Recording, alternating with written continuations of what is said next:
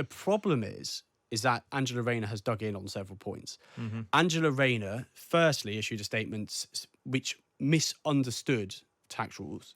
So she said, I never had to pay any tax because I only ever owned one home. And that's not actually, whilst this is a very complicated area, that's not actually how the tax rules work. Of course.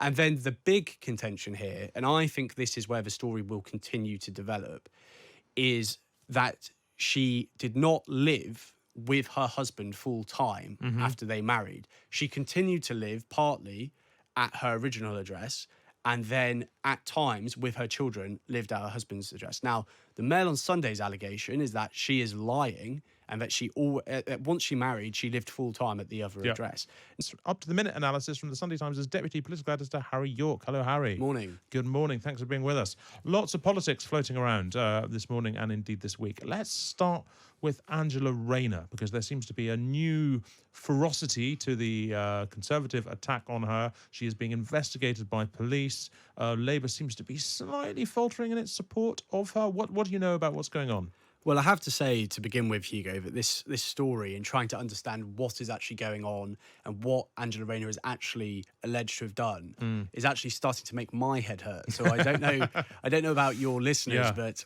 look, it's a very, very complicated picture. But in essence, a few weeks ago, a biography published by the Conservative peer Lord Ashcroft made some allegations against Angela Rayner. The first was, and this was serialised by the Mail and the Mail on Sunday newspapers. The first was that she had purchased and sold a property using right to buy, and that because she is now the shadow housing secretary and that Labour's policy is to curtail that policy, she was a hypocrite because she'd benefited from something she was now seeking to restrict.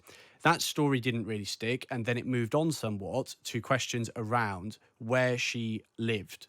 And the reason why that mattered is because there were suggestions that because she had her own property originally, then she had married, and therefore, technically, she under tax law, she had two properties. When she came to sell her original property in 2015, she owed some tax, some capital gains. Now, the latest update to all of this is that the police are investigating, Greater Manchester Police. What we don't know is what precisely they're investigating. They originally discounted an investigation. Then there was political pressure applied by the Conservative Party. They have said that they are looking at plural offences. So we just don't know entirely what it is.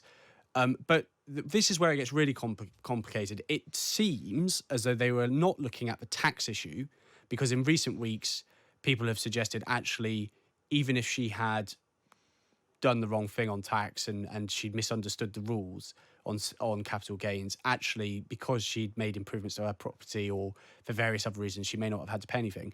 What the story has now evolved into is a story about whether she was registered under electoral law at the right property. So in 2014, she registered to become a Labour candidate, and also under electoral law, you need to correctly register where you live when you vote.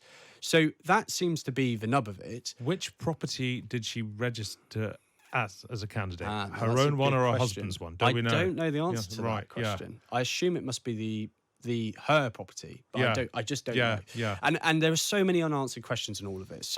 So why is this a big deal? Well, the big deal is that it's partly because a newspaper has pushed, as you said, quite ferociously, this line that she has done something wrong. The police seem to have been convinced that there is enough heat here to at least look into it and try and establish once and for all whether there is any problems. And thirdly, I think the reality is that Angela Rayner has handled this rather badly. And now I can see the frustration on the Labour side, because they feel as though the Daily Mail and the Mail on Sunday have whipped up a story against Angela Rayner because it plays well for them, and it's helping the Conservative Party out in the run up to the local elections. And whatever it's about, it's not about much. Exactly. But the problem is that Angela Rayner has dug in on several points.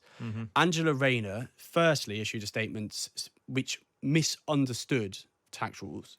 So she said, I never had to pay any tax because I only ever owned one home. And that's not actually, whilst this is a very complicated area, that's not actually how the tax rules work. Of course.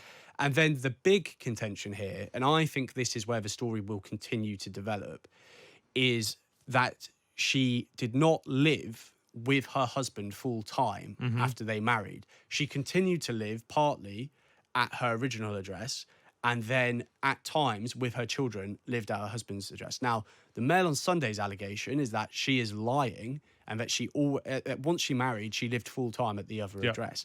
Now, we don't know, but I do think that A, the way she's handled it, and B, the failure by her and refusal by her to actually fully come out and be transparent. But also Keir Starmer has been in this strange position where he said, Angela has assured me that all the advice she had was in order. I haven't seen it, but I believe her. And that's basically been his position. So you kind of, there's a lot of kind of like, why haven't you seen it? That is the question, isn't it? And any journalist who hears that will immediately think, well, why has he not himself, given he is a lawyer? Has he made efforts not to see anything that makes it harder for him to answer this question? Exactly. Now, I suspect, I don't have proof of this, but I suspect the reality is that if you are the leader of the Labour Party, and a story like this, which has the potential, even if you believe her and you believe her version of events, if it has the potential to blow up and the potential evidence could come out which contradicts those version of events, what you don't want to be doing is, as the leader, being dragged into that row and looking at that advice and then coming out and publicly giving a view on it would put Keir Starmer at the heart of the story. So I think that's why he said that his senior officials have looked at it. They haven't specified which officials, but he has not. So, look, it's all incredibly confusing. As I say, I'm still not quite sure what the thing she has done wrong is. And I don't think 90% of people who are following this story do, but there is a lot of noise around it, and it's not a great thing for the Labour Party. But if there is something, we'll find out what it was. Exactly. Arguably more importantly, what can you tell us about when the next election might be? Any developments there? Well, I think the betting money is still on November, but there's been a lot of chat in the last week or so, and we talked about this last weekend about June, July. And there's a couple of reasons for June, July coming back into the conversation. And the reason for that is that obviously we have the local elections coming on the 2nd of May. We're expecting them to be very bruising for Rishi Sunak. We could see lots of council losses across the country, and also they could lose the two key mayoralties that they hold in the West Midlands with Andy Street and Tees Valley with Ben Houchen. So in that scenario, Rishi Sunak is going to come under huge amounts of criticism from the Conservative Party right. It's likely that more MPs will start to put letters of no confidence in. And so the argument there would be that you need to go early to shut down the possibility of him being ousted. There is also now another component to this, and according to reports, people around the Prime Minister are talking about this more now, which is that they want to be able to call an election shortly after they get the first immigration flight off the ground to Rwanda, because the Rwanda Act is going to come in, we think, very shortly. There will then be between 6 and 8 weeks of delay whilst they find the immigrants that they want to put on the plane to deport. And then we have another series of legal challenges. So the thinking is that... So they want to pinpoint the point where that looks like it's going right before it goes wrong again, basically. That's exactly right. Because what you want to do is you want to get the first flight off the ground, but not wait long enough so that the other flights get blocked by the courts. That is, at least that is what is being described in today's newspapers. But there is still, and I am still convinced that the thinking of the Prime Minister and those closest to him is that November makes the most sense, because the situation with the cost of living crisis and the economy is still not improved much. They're hoping that there will be 2 interest rate cuts by the Bank of England over the next year.